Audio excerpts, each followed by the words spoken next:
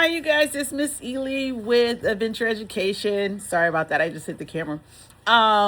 With another episode of Teachers Talk. So, I want to talk about some of the things that teachers do.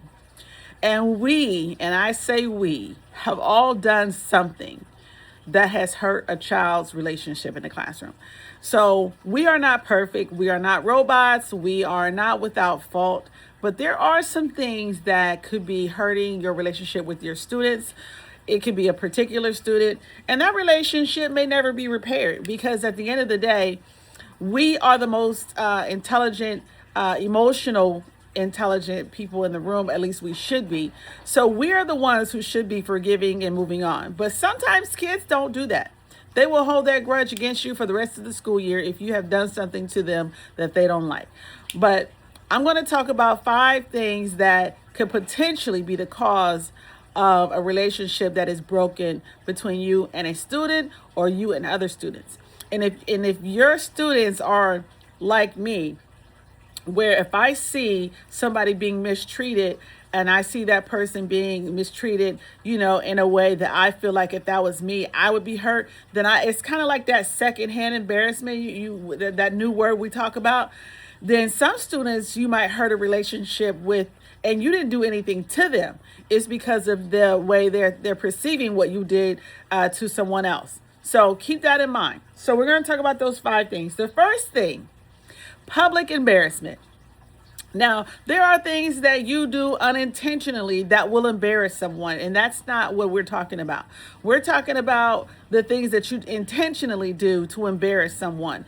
And those types of embarrassments sometimes become traumatic experiences where they never forget that. And they also become triggers later on in life, depending on how bad the embarrassment was. So public embarrassment can be anything that you do that will embarrass that student. And there is no list. It's public embarrassment. It could be anything that you do in front of everyone else. Something as simple as, hey, student A, why did you fail my test today? Everybody else passed. That is public embarrassment in front of the whole class. They're the only person who failed. And even if you were to say, hey, student A, you're the only student who passed my class. You got 100%. That could also be public embarrassment, regardless of if it's positive or if it's negative. If that person doesn't want the whole class to know that they're smarter than everyone else, then that's still a level of public embarrassment. So be mindful of the things that you might say that will embarrass your student. And a lot of times that comes down to the relationship and actually getting to know your students, because we all know students who we can joke around with and they're totally fine joking back with us. But then you have students where you don't really know and you do something and now you've embarrassed them. So be mindful of the things that you say in public.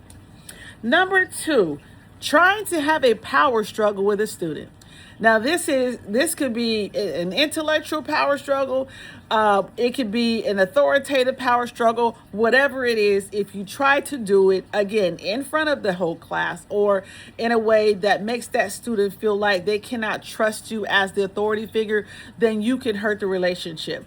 And a lot of times this comes from trying to issue consequences, or you try to enforce a rule or something, and that student is trying to, push back. There's ways to get students to comply, the way I like to say it. And it's so funny today. There was an award ceremony at my school, and the person sat next to me works in facilities, so don't really interact with the kids as much. And a lot of the kids, like 95% of the kids who got an awards, were my students. And I was like, oh, those kids are my students. And he was like, so do they like you? And I was like, well, now they do.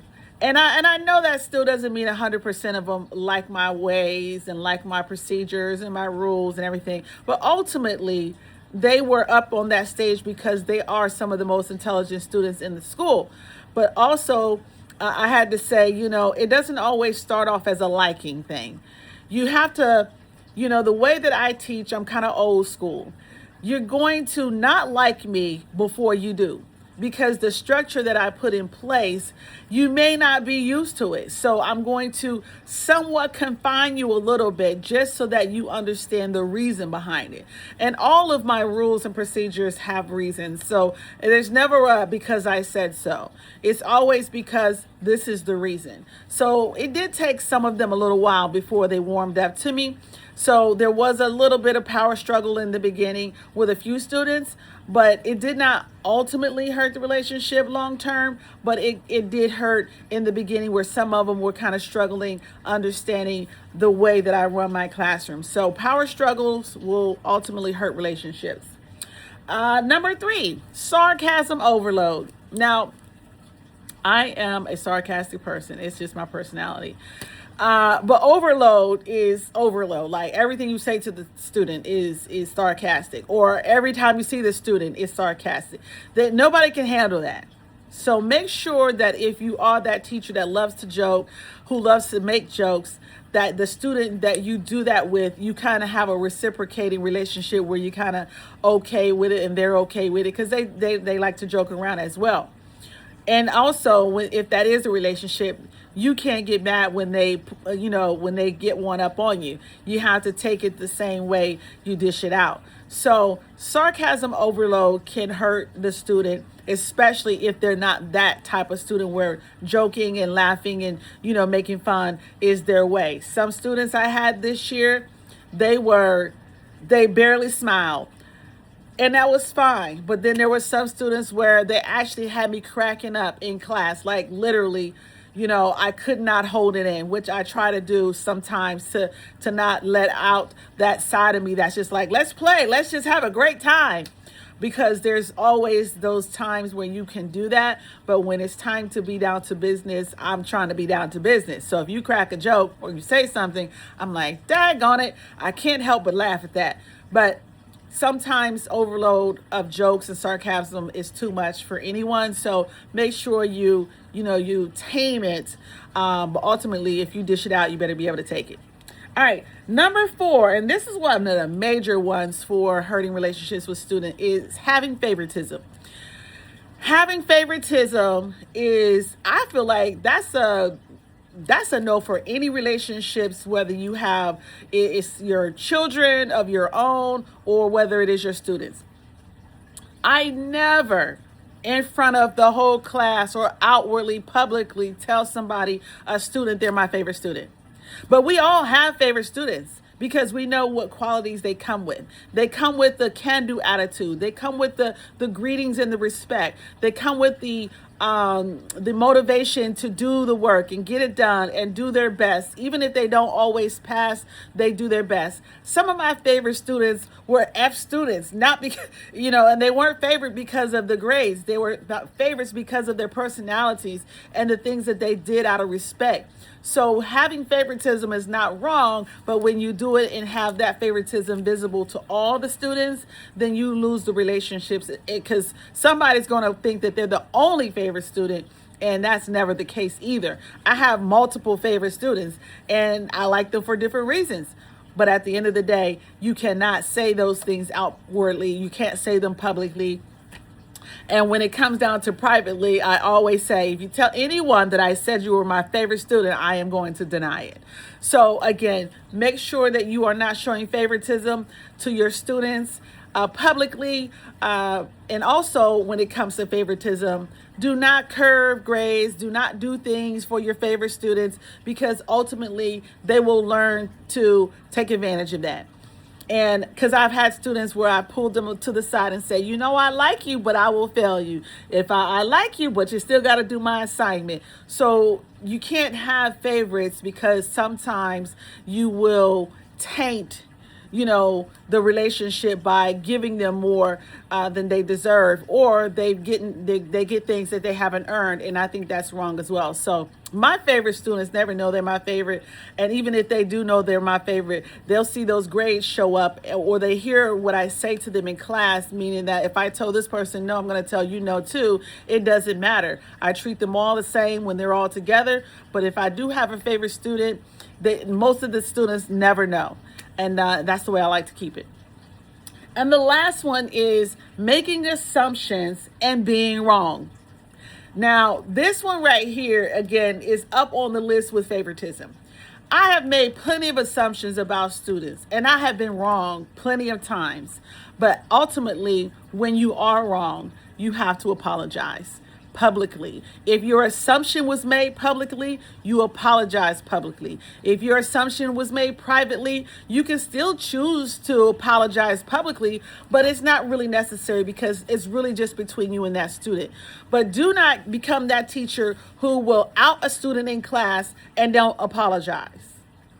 Or you assume something happened and it didn't happen, and once you find out the truth, you don't make it known that the truth has been out and that you were wrong. So hurting relationships with students can end, you can fix them almost immediately. All you have to do is fix what you did wrong with that student. Now, how do you fix it if they don't want to? You can't. All you can do is treat them like it's their first time walking into your classroom every day, which is with respect, like every other student, and that they don't get no favoritism. Because even if you hurt their feelings and you've attempted to apologize or you tried to correct it and they still don't want to come over to the other side again, then you're not going to treat them any better or any worse, because that's not what you do. So when you're trying to avoid hurting students, if you know you have done it, you must apologize. And I've had to apologize for many things. Something as simple as, do you have your cell phone in your pocket? Because in my state, you're not allowed to have your cell phones on your person. And if I assume that based on posture or based on whatever, and I'm wrong because the cell phone was actually in a book bag or it was somewhere else, then I have to apologize for whatever I believe to be true. So the best thing to do when it comes to fixing relationships with students is just apologize. I mean, that's just counting it down. 1, 2, 3, apologize and move on. And if that student doesn't want to move on, then it's okay. You still treat them the same way you would any other student, with respect, and give them the same courtesies. And also, and because this is another story. I have a student, well, school's over now. I had a student who would not speak walking in the door. I'm standing at the door, they'll walk by as if I'm not standing there holding it. But as soon as we get in the classroom, the hand goes up and we want something. And I'm saying to myself, I should just say, you walked right by me and couldn't even say good morning, couldn't even say good afternoon, but now you need me for something. That's what's boiling on the inside of me in the moment, because it's not just one day. This is all the time the student does this. So apparently the student doesn't like me for whatever reason, and I'm okay with that. But when they need something, I need to be there. I need to answer their question. I need to provide the help. I need to give them the support that they need, regardless of how they are acting when they first come in the room. So in those situations, again, we have to remember that they're children and their frontal lobes are seriously not developed.